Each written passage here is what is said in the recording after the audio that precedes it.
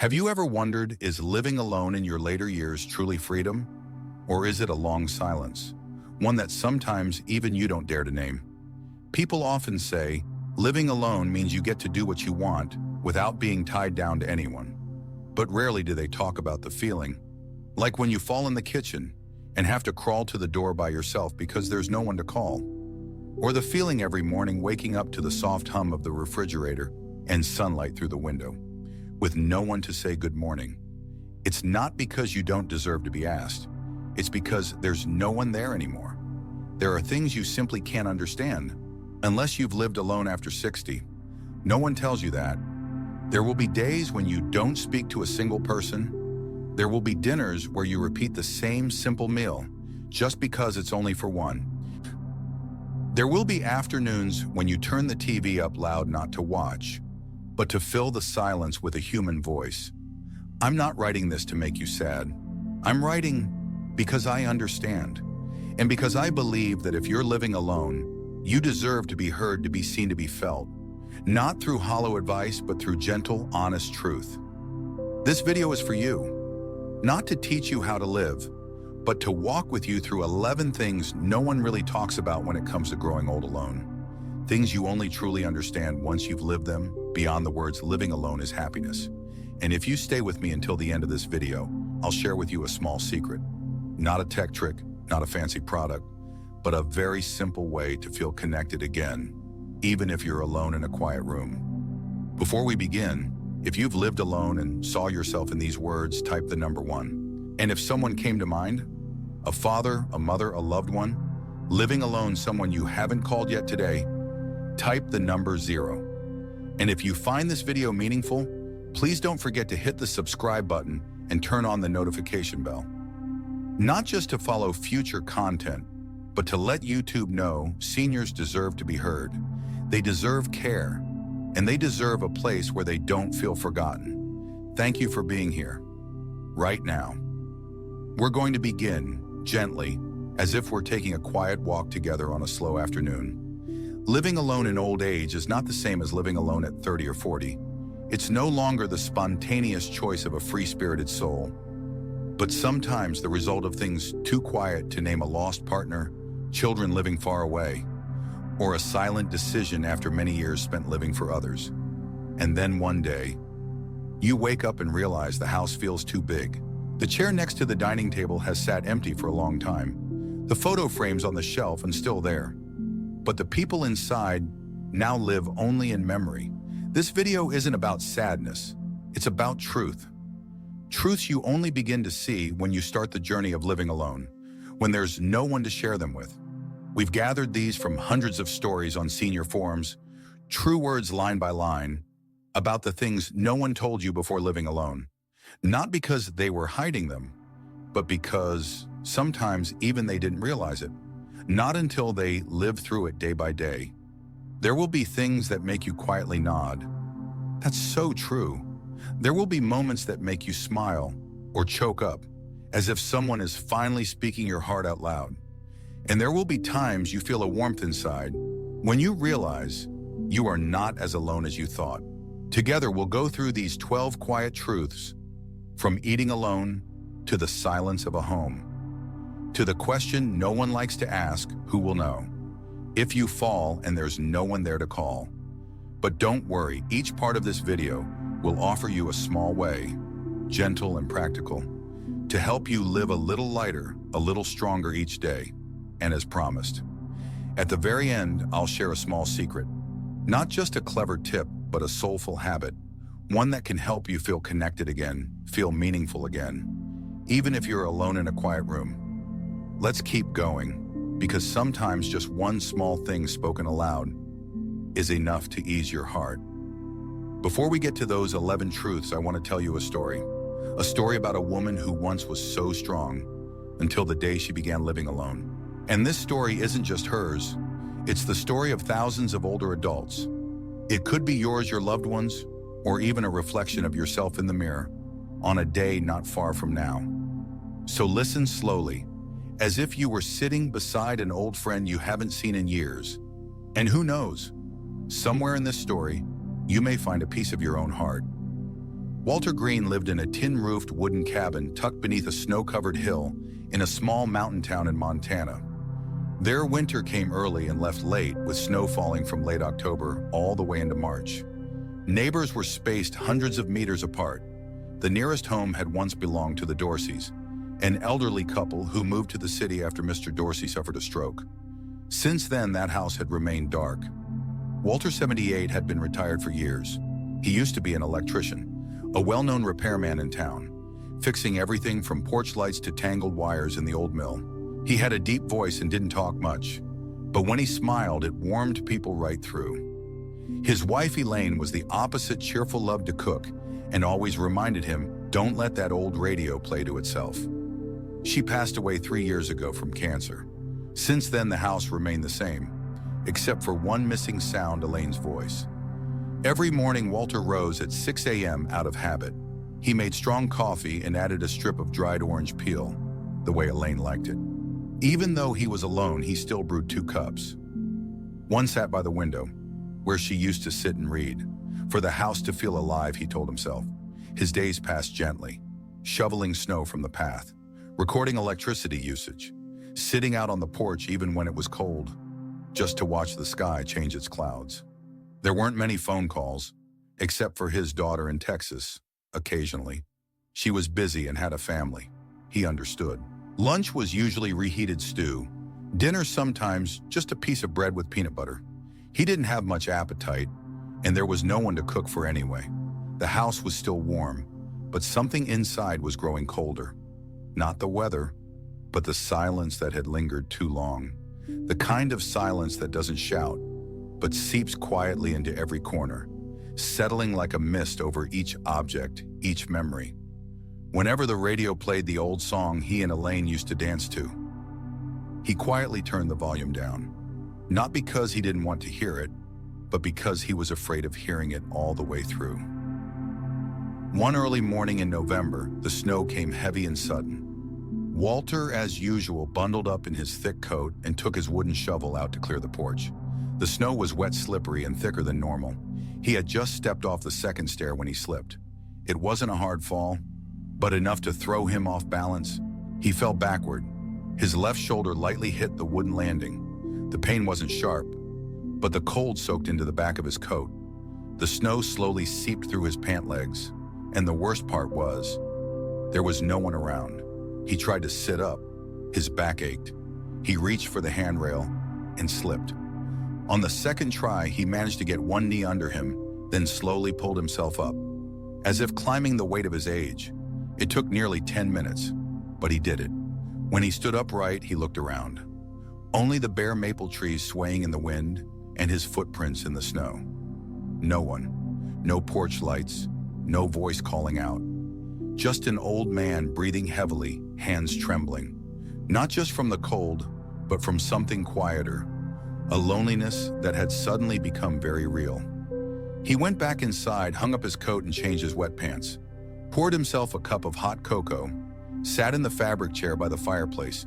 The old wooden floor still creaked as always, but today it didn't sound familiar. Today it sounded like time to say something, something he wasn't quite ready to hear. That night he ate even less than usual, dry bread, a slice of cheese, and some leftover soup. Not because he was in pain, but because the weariness had settled deep inside. Not physical fatigue. He could still walk, still move. But inside, something had slipped, just like that fall on the porch. The next morning, everything looked the same. He made coffee again, still placed one cup by the window, still went to check the electric meter outside. But in his eyes, though he didn't realize it, there was a new caution, an unnamed fear that quietly followed him back into the house, slipping between the drawers and resting silently on the throw pillow of the couch. 3 days later, Mason, the town's mail carrier, stopped by as usual. He was a young man around 26, quiet, kind, respectful. When handing Walter the mail, he pulled out a crumpled, quarter-folded paper from his pocket. "I found this in the old mailbox at the Dorsey's place," he said. "It's a flyer from the local senior support group. I thought, maybe you should keep it, just in case." Walter took the paper without much thought, just a quiet, folded it and left it on the table. But that night, when the fireplace had cooled and sleep wouldn't come, he unfolded it and read. It was a daily check-in service. A simple morning call to ask a few questions and make sure the senior was doing okay. Not because your weak Mason had said, but because you deserve to be safe. That sentence kept echoing in Walter's mind. He didn't decide right away, but 2 days later he picked up the phone. His hand trembled slightly as he dialed. The phone rang 3 times before someone answered. A warm, gentle woman's voice. Daily check-in service. This is Marie. Hello, would you like to leave your information? He hesitated, then spoke slowly. My name is Walter Green. I'd like someone to call me in the morning. Marie didn't ask much. Just a soft, of course, and then confirmed. Starting tomorrow, I'll call you at 9 a.m. If you don't answer within 10 minutes, we'll send someone to check in. After hanging up, Walter sat for a long time under the soft yellow light. He didn't know why he felt lighter, as if after all these years, a thin thread had finally been tied between him and the rest of the world. The next morning at 8:55, he put on a clean shirt, made coffee earlier than usual, and sat by the landline phone. At 9:03 it rang, a soft chime, but it startled him. Good morning, Mr. Walter. Did you sleep well today? It was all right, he replied, then let out a laugh, rough but real. From that day on, Marie called every morning.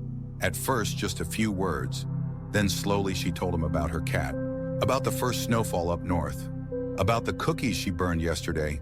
And Walter, he told stories from his days as an electrician, stories of Elaine hiding new shoes in the kitchen cabinet. Sometimes he talked longer than needed, but Marie never rushed him. After a few weeks, he started waking up earlier, wiping down the table, tidying drawers he hadn't touched in years.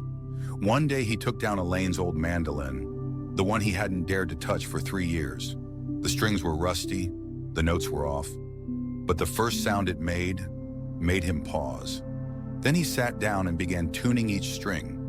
That night, for the first time in a very long while, he sat in his armchair and played Blue Skies, Elaine's favorite.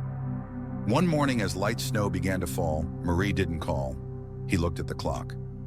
9:10, silence.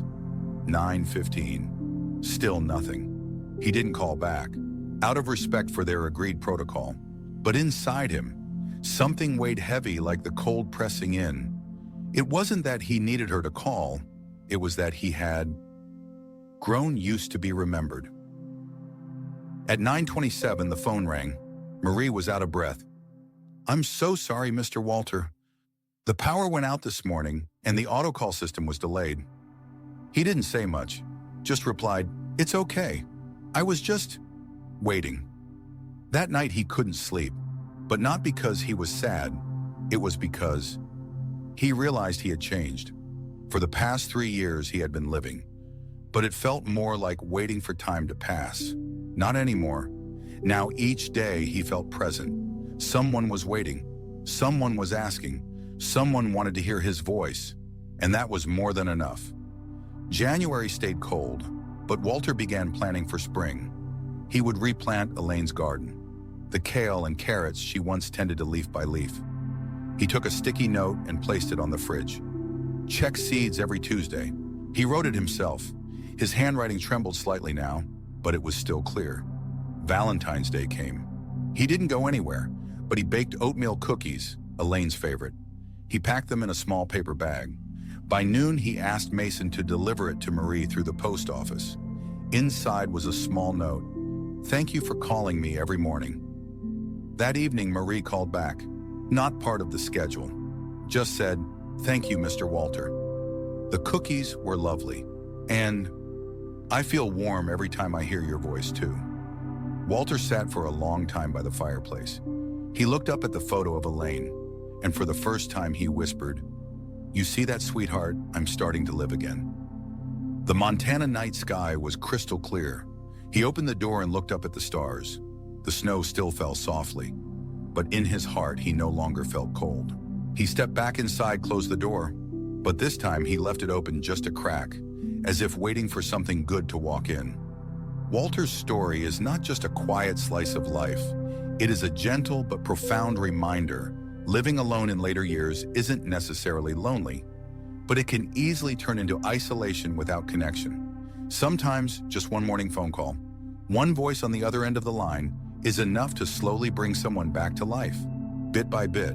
And Walter is far from alone. Across America, millions of seniors live by themselves. According to the National Institute on Aging, more than 1 in 4 people over the age of 65 live alone. And among them, many once had families, children homes filled with laughter. But time, distance, and circumstance change everything. Loneliness in older adults isn't just a feeling, it's a real health risk. Studies from Harvard and Johns Hopkins have shown that social isolation can significantly increase the risk of heart disease, dementia, and depression, and may even reduce life expectancy by the equivalent of smoking 15 cigarettes a day. So how do you live alone without becoming lonely? How do you keep your heart, your mind, and your spirit nourished, even when no one else is around? This video will walk with you through 11 real, rarely spoken truths about living alone in older age. Small things that reach deep, quiet habits can profoundly impact both your physical and emotional health. I'm not sharing just statistics or theory. Every insight I'm about to give comes from hundreds of true stories, from people just like Mr. Walter, older adults who have learned how to keep their light alive, even inside a house that no longer echoes with other voices.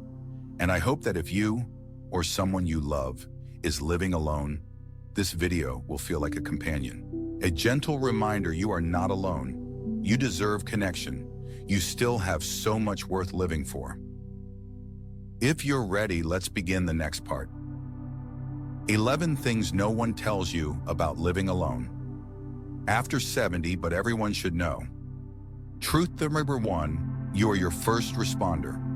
There's no one around to call your name in the morning. No one to remind you to take your pills. No one asked, what did you have for lunch today? And in those quiet moments, you might feel like a shadow in your own home. But this is exactly when you must remember the first person who can save you is you. Start with what seems small. Keep your phone within reach, even if you're just going to the kitchen or the bathroom. Set up personal reminders for medication, meals, and even a simple stretch. An elderly doctor once said, taking care of yourself when you live alone isn't selfish. It's a sacred responsibility to your own life. You can also consider support devices, smartwatches with fall detection. Emergency buttons are worn around your neck, or pill boxes with alarms. These don't make you weaker. They show that you are actively protecting your independence. Make a list of people you trust. It doesn't have to be long. A friend, a neighbor, a community care worker, and share a spare key with at least one of them. That doesn't make you a burden. It makes you safe, first and foremost. And perhaps most important of all, permit yourself to prepare. Not because you're pessimistic, but because you love this life and you deserve to live it with peace of mind. Truth number 2, loneliness can arrive unexpectedly. Even for introverts, many people think I'm used to being alone. I'm not afraid of loneliness. But what few people say out loud is this: loneliness doesn't knock loudly. It slips in quietly. Through days when no one calls, meals that aren't shared, evenings where the TV is left on just to fill the silence. Even introverts, those who once found peace in solitude, can slowly slip into emptiness, especially as age makes it harder to go out to meet others to stay connected. A man once shared in a forum, "I love the quiet. But one day I realized it had been 5 days since I'd spoken to another human being. Even the words good morning had disappeared." Loneliness is not just the absence of people. It's the feeling of not being heard, not being seen, not being part of something shared. And when that feeling lingers, it quietly wears away at both your physical and emotional health. So create little bridges of connection, even small ones. Call an old friend, sign up for an art class, or simply take a walk around the neighborhood and smile at a stranger. Don't underestimate the power of a hello, a glance, a gentle "How are you today?" These small things are like tiny stitches that help mend a soul that's quietly fraying. If you've ever thought, "I don't need anyone," please remember that may be true. You don't need many people, but you still need someone from time to time to remind you that you are alive and that you are loved. Truth number 3, Taking care of the house can become a silent burden, living alone in your 70s. Tasks that once felt simple, like mopping the floor, washing dishes, or changing the hallway light bulb, can suddenly feel 10 times heavier. Not because they're difficult, but because your energy routines and even your spirit isn't the same anymore.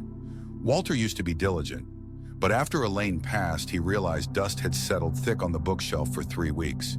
Not because he forgot, but because he lacked motivation. No one comes in here, he thought. Who am I cleaning for? That question echoed in his mind, and every time he picked up the broom, he felt a little more lost. Many seniors living alone have experienced the same thing. A woman in Florida shared, "I write down all the things I need to do for the week, but then I look at that list and feel overwhelmed. Pulling weeds, fixing the pipes, cleaning the windows. Just thinking about it makes me tired." Taking care of a home as you grow older doesn't just require strength. It requires motivation. And sometimes it's the prolonged silence in the house that slowly erodes that motivation, bit by bit. So what's the solution? It's accepting that you don't have to do everything alone. Hire someone to mow the lawn by the hour. Ask a neighbor to help reattach that loose shelf, or simply cut down on things that no longer serve you. A smaller space, but clean, tidy, and easier to manage, can bring real peace. And more than just cleaning, make your living space a place that nourishes your spirit. A vase of flowers on the windowsill, an old photo carefully dusted, a warm-toned lamp instead of a cold white bulb. These little touches remind you your home is still a place worth living in, and you deserve to live in a place like that. You're not lazy, you're just in need of a little gentleness.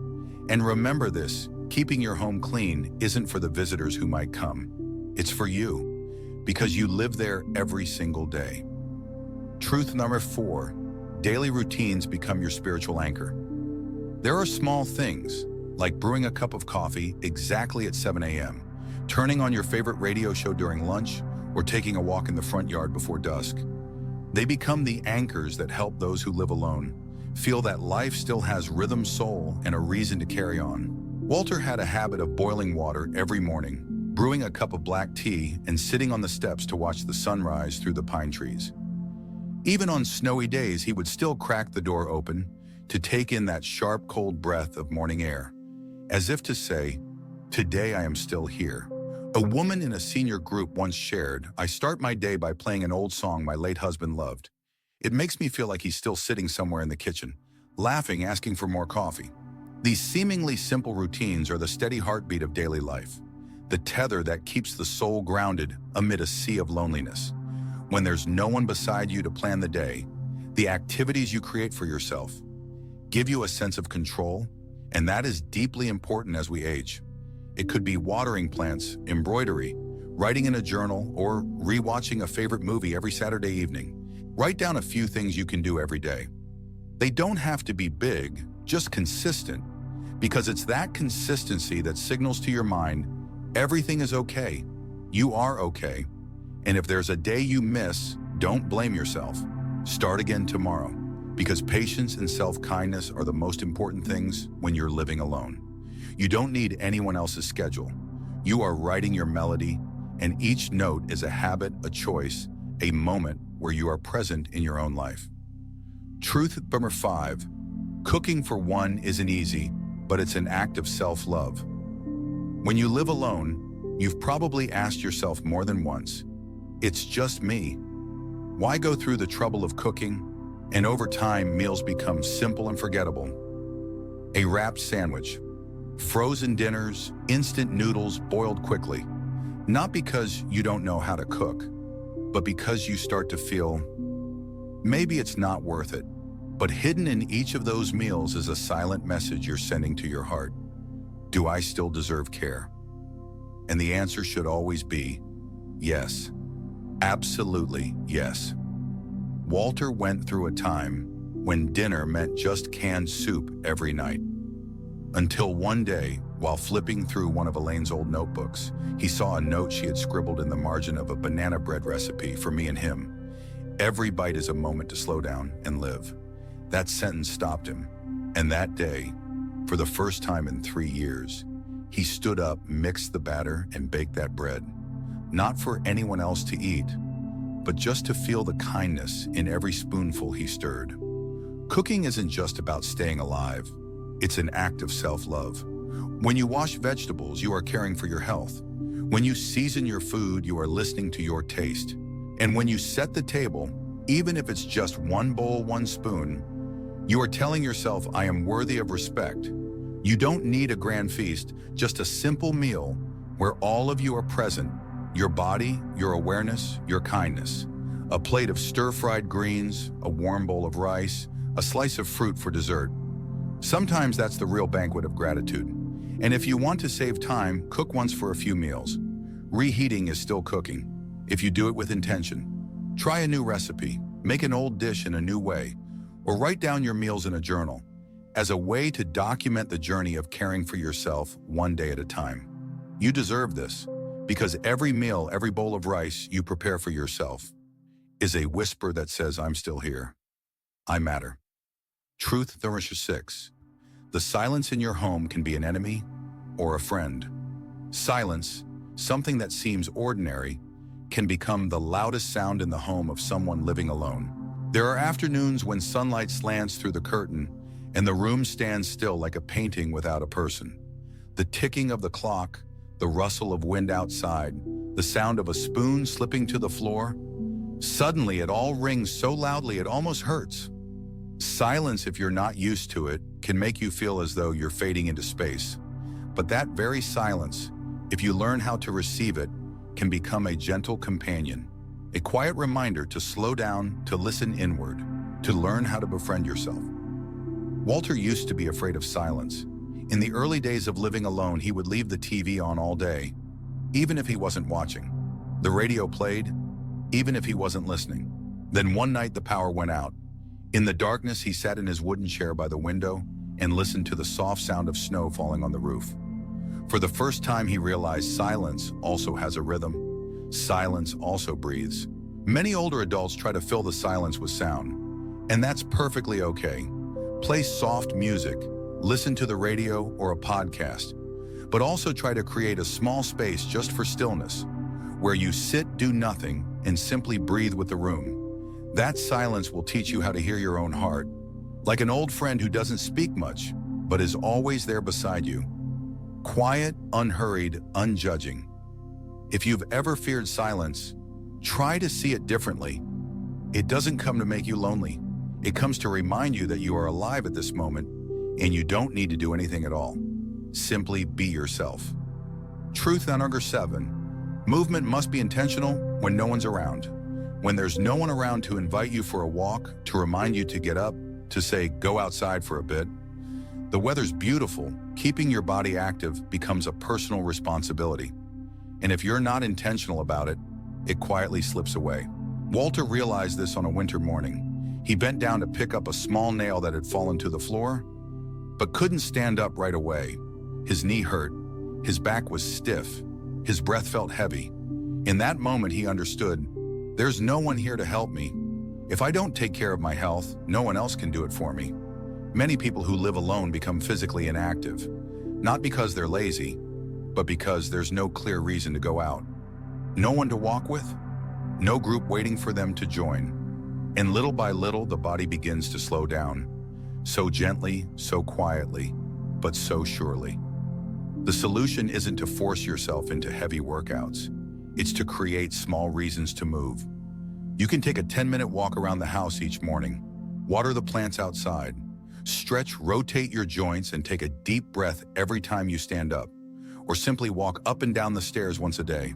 A dear friend of Walter's, Marcia, age 83, can't go outside in the cold. So every morning she turns on jazz music and dances lightly in place to her favorite tunes. I'm no longer young, she says, but I can still shrug my shoulders, swing my arms, and smile. The body needs movement to remember it is still alive. And you need movement to remind yourself I am still moving forward. One gentle step at a time, even if no one tells me to. See physical movement as a thank you to the legs that have carried you all these years, as a greeting to old age, as a way to hug yourself, with every light, consistent, and loving motion. Truth number 8. Your sense of time changes when no one's there to remind you. When you live with family, with a spouse, with children, each day is filled with reminders. Time for dinner. Don't forget your appointment tomorrow. Let's go to the store Saturday. But when you live alone, no one reminds you anymore. And time is no longer measured by clocks, but by feeling. Walter shared that there were days he didn't know what day of the week it was. Sometimes he brewed his morning tea at 4 p.m., not because of memory loss, but because the days flowed like a river without edges. No footsteps in the hallway, no schedule to follow. This is not uncommon. Many people living alone after 70 start to feel time stretch and shrink. Some days feel endless, others pass in a blink, leaving them feeling like they're slowly fading away. So what can you do? Start with small milestones. Set routines for simple fixed activities. Monday, grocery shopping. Wednesday, call a friend Friday. Water the plants more thoroughly Sunday. Write a few lines in a journal, or as one woman named Evelyn once said on a senior forum, I chose Tuesday afternoons as my beautiful day. Akari. I put on nice clothes even if I'm not going anywhere. Light a candle, play music, and call it a date with myself. Time doesn't need to be as precise as an office calendar, but it does need meaning. Give each day a reason to begin, a reason to end, and a reason to smile. Because when you live alone, you're the one who gives each moment its name. And you have every right to make Tuesday a beautiful day, to turn an ordinary evening into a small celebration, to make November the month of remembrance, and to turn a seemingly quiet life into a song of your own, like no one else's. Truth 9. Decluttering becomes an emotional lesson. There's no one to say you should throw this out or keep it. You might still use it. When you live alone, every item in your home becomes personal, and cleaning isn't just a chore, it becomes a conversation with memory. Walter had a brown sweater frayed at the shoulders, neatly folded in the third drawer. He hadn't worn it in 7 years, but every time he touched it, he remembered the day he wore it. Walking with Elaine around the lake one final autumn together. He once thought of letting it go, but then he just couldn't. Many older adults say that decluttering pulls them in two directions, wanting to live simply and fearing they're erasing parts of their life. Because a greeting card, a photograph, an old pair of slippers, they are silent witnesses to days that once were. But over time, some learn to see it differently. Decluttering isn't forgetting, it's choosing what still lives on inside you. One elderly man once wrote, I kept the first 10 letters my wife ever sent me, and tossed out piles of old bank papers, because I choose to keep what makes me smile. Cleaning up when you live alone is a journey of sorting, keeping, and letting go. Maybe just one drawer per week. Maybe you'll cry opening a box of old things, but you're doing it with respect for yourself. Remind yourself there's no rush. No one is pressuring you. But don't let your house become a storage room. For a past, you no longer step into it. Let it be a space where you're still living. Lighter, airier, and breathable. Because you, the one who's still here, deserves space for new things and new days to come. Truth. Chakra 10. Social invitations will fade, but you can create your joy. One quiet shift that happens when you live alone. Is the number of invitations slowly dwindling? No one asks, are you free this weekend? Or want to grab dinner tonight? The texts, the calls, the gatherings. They begin to thin out.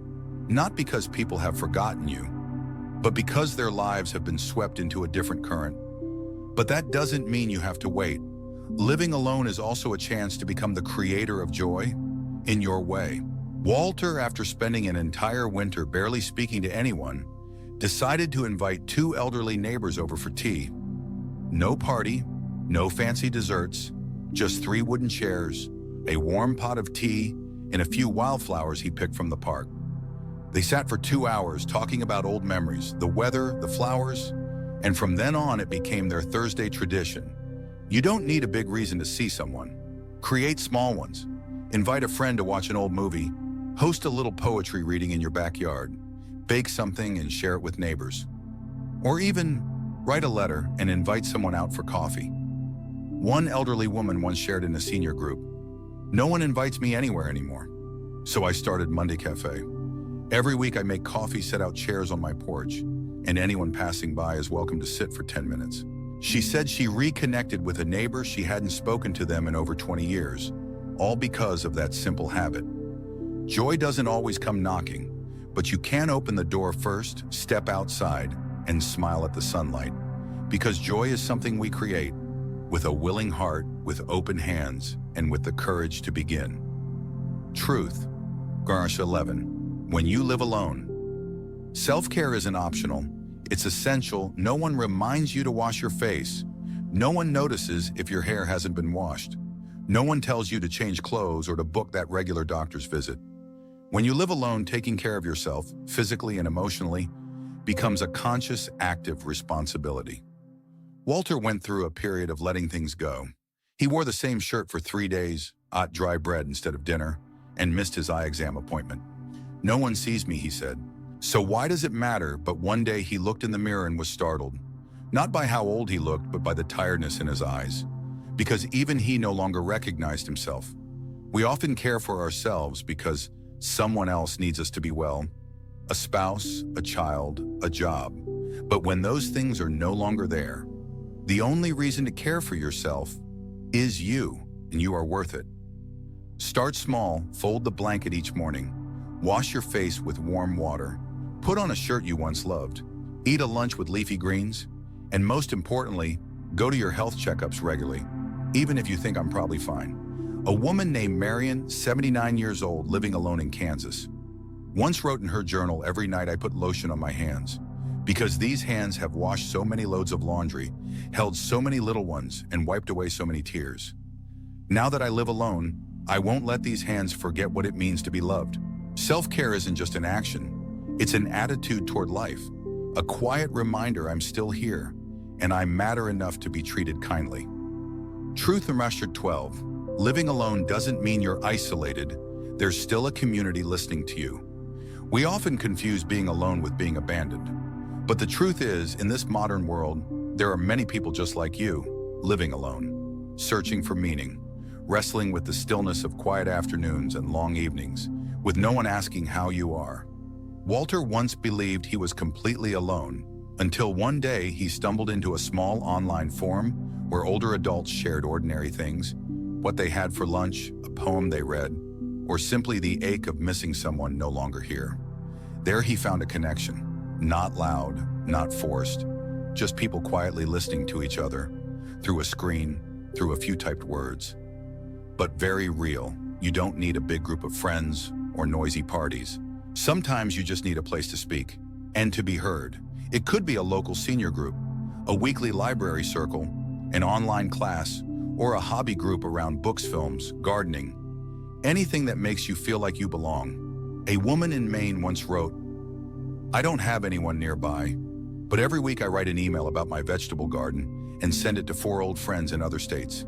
We never meet in person, but we're still walking together, one message at a time."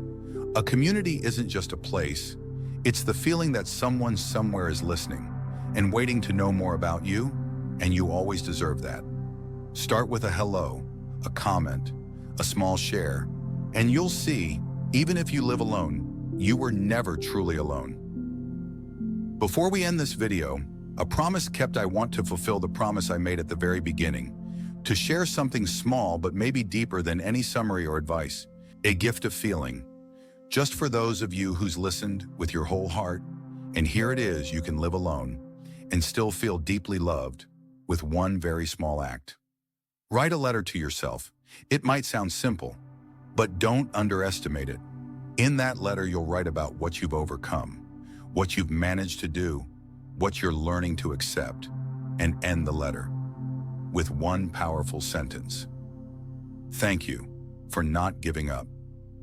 Many people who live alone have said, when they read the words they've written with their own hands, they see clearly, they've lived with meaning, they've done more than they thought, and they're still going.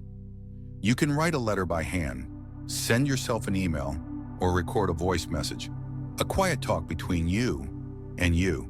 It's not just a keepsake, it's a living mirror, a reminder that you are not invisible, you matter, and you're finding your way. If you've ever written such a letter, or plan to, leave a comment below. inspire someone else, because sometimes a small letter can save a long, empty day. And who knows, you might just be writing the greatest gift of your life. Walter's story isn't rare. It reflects millions of quiet lives where people in their later years are learning again how to live, how to love, how to keep going. Living alone after 60, 70, or 80 isn't the end. It's a new chapter, a chapter that takes courage to face the silence, gentleness to talk to yourself, and maybe a little humor and creativity to make each day worth living. From safety meals, movement, and emotional care, to joy, connection, and personal meaning. Every part of life matters, and all of it begins with one simple truth: you are worthy. You are worthy of safety, worthy of good food and warm clothes, worthy of conversation, of laughter, of being remembered, of living a life that is quiet but meaningful. So if you are living alone, please remember this: you are not alone. The struggles you face, others are facing it too. And the small joys you create may be the light in someone else's long day. And if this video made you feel even a little seen, please don't keep that feeling to yourself. Share this video with someone living alone as a way of saying, I see you. I understand. Click like if even one moment from today's story touched your heart, and subscribe to this channel if you'd like to keep receiving gentle, honest, and uplifting videos like this one. Thank you for staying with us until the very end. And if you can, write down one small thing you do each day to care for yourself. You never know. That little thing may inspire someone else who needs it. You are not alone, and you always deserve to be loved. Take care, and see you in the next video.